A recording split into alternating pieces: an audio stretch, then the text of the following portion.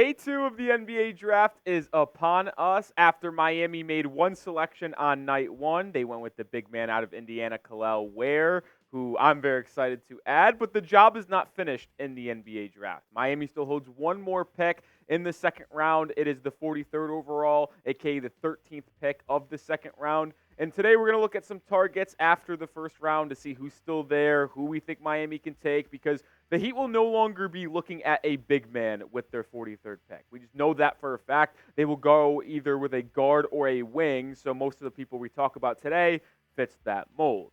The first group of players I want to look at, and we're just looking at my best available on my big board, we could rule out Filipowski. If he was there at 43, I would be tempted to just grab two big men and really just add size, and you can do no wrong, but I don't think Filipowski would make it there anyway, and I don't know if he's going to fit there anyway with Miami. The next three are intriguing. Johnny Furphy, the wing from Kansas, he is one of the best shooters in this draft. He has a picture-perfect shot form, good strong base, good release point, and he is a good off-ball player. Now, there's a lot he has to grow on, and maybe it's not the best pick if Miami's looking to compete now, but for someone who can develop in this Heat system, I think Furphy would be an excellent pick for Miami. I just don't think he'll be there at 43. I didn't really think any of these guys would be there in the second round at all. But these last two are the people I want to focus on, Tyler Smith and Tyler Kolek. These two are at the top of my Heat big board entering day 2. Guys that Miami will likely have to trade up and try to get, as they will not fall to 43. I almost will guarantee that they both will be off the table. I'd actually guarantee that all four of these guys on screen will be off the board at 43. But Tyler Smith and Kolek are two players that can help the Heat right away, but also give some long-term upside. Smith has more of that upside profile, 18, 19 years old, 6'10", 7'1" wingspan. He is very athletic, shot 36% from the G League last year as well. Smith, I think Miami should trade up. If I'm going to be honest, I think the Heat do need to trade up. And I get it. That's probably not going to happen, considering Miami simply doesn't trade up in the NBA draft, and they don't make second-round picks that often just to begin with. I think the last second-round pick they took was KZ Okpala in 2019, so shout out to KZ. But if they want to add the best talent available, to me, they have to trade up in the first 4 or 5 picks of this second round and grab either Kolek or Smith. I like Smith, the high upside wing who can play the 3, can play the 4, and just give Miami additional size with spacing and athleticism.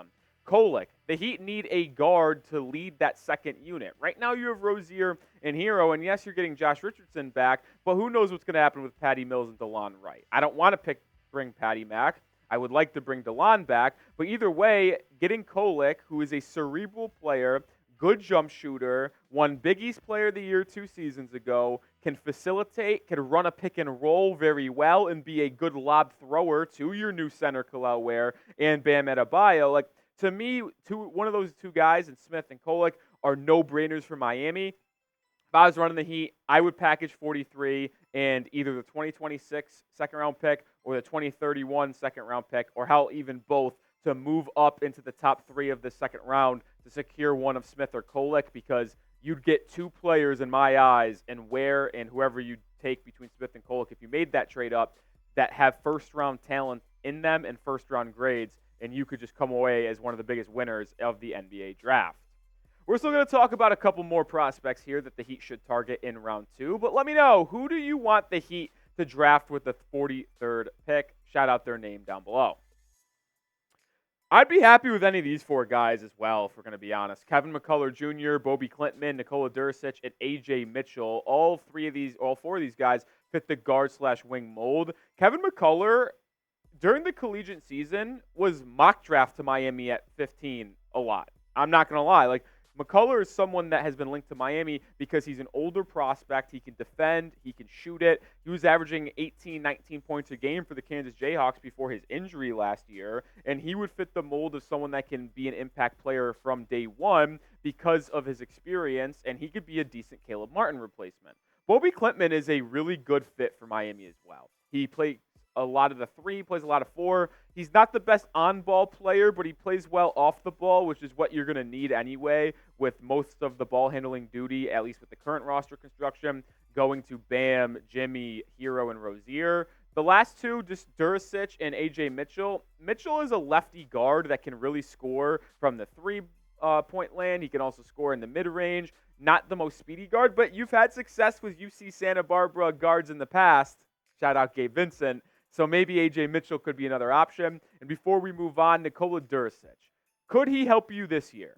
Maybe, maybe not. Probably lean on not. But his upside is really there. He compared himself to the less athletic Anthony Edwards, and you watch his film, he's just so smooth in getting to his jump shot, getting to the rim. He has some explosiveness to him as well. Like, I am a massive fan of Djurisic. I've had him as one of my favorite Heat targets in the second round, and I think he's kind of deserving of a fringe first-round pick, if we're going to be honest. He didn't go in the first, which is beneficial to Miami because I think he could go to 43. People have deemed him the Serbian Paul George as well. That's how talented this kid is. I'd love to get him in there. He actually played with Nikola Jovic on KK Megabasket in Serbia, by the way. So there's a little connection as well. If the Heat wanted to go with a more upside wing in the second round, Djurisic is a good option if he's on the board. Make sure you are subscribed to the channel because we had excellent coverage all day yesterday. We had a video in the morning.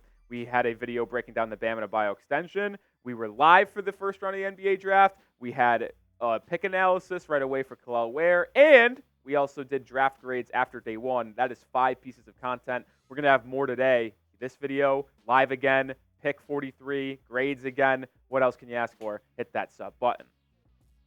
4 more guys that I want to talk about. Probably can take off PJ Hall and Jonathan Mogbo from this list. Now, Mogbo is actually someone that I would not be surprised if Miami actually did take. Because, yes, he is a big, but he's an undersized big. I compare him to like a Kenneth Faried almost. Like, he's 6'7", 6'8", and plays with a ridiculous motor. But having Bam and Kel'el Ware now, Mogbo could technically play the 4 next to either of those two. But it's still a little bit unlikely. Jamal Shead is someone I've pegged for the Miami Heat for a very long time. He just fits the Heat culture. He's a leader. He's a gritty basketball player. He defends. He plays the right way. And to me, he is going to be a better offensive player in the NBA due to NBA spacing.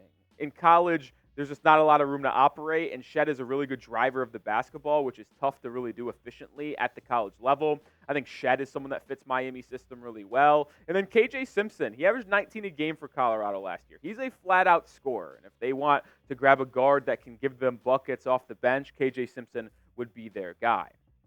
Last 4 we're going to talk about on today's show, and I think 3 of the 4 of these guys make a lot of sense for the Heat. I'll kind of throw away Trenton Flowers because I like him, but he is not ready to compete and be in an NBA rotation for at least 2 to 3 seasons. So you're probably not going to go that route. But Harrison Ingram, Jalen Bridges, and Tristan Newton are 3 players that I would not be shocked at all if the Heat end up drafting one of these guys, specifically Bridges and Ingram. They worked out, I believe, both of them.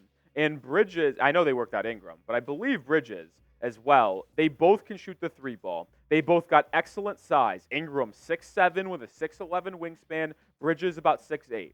They both can shoot the 3. They both can defend. They play hard. They rebound. I really like these 2 picks. And if we end up coming back in 3 or 4 hours with pick 43 and it's one of Ingram and Bridges, I will probably be smiling and be very excited. Yes, we talked about the upside of some of the other guys, but Ingram and Bridges are just Heat culture guys, and they would be able to be on this rotation, I think, right away.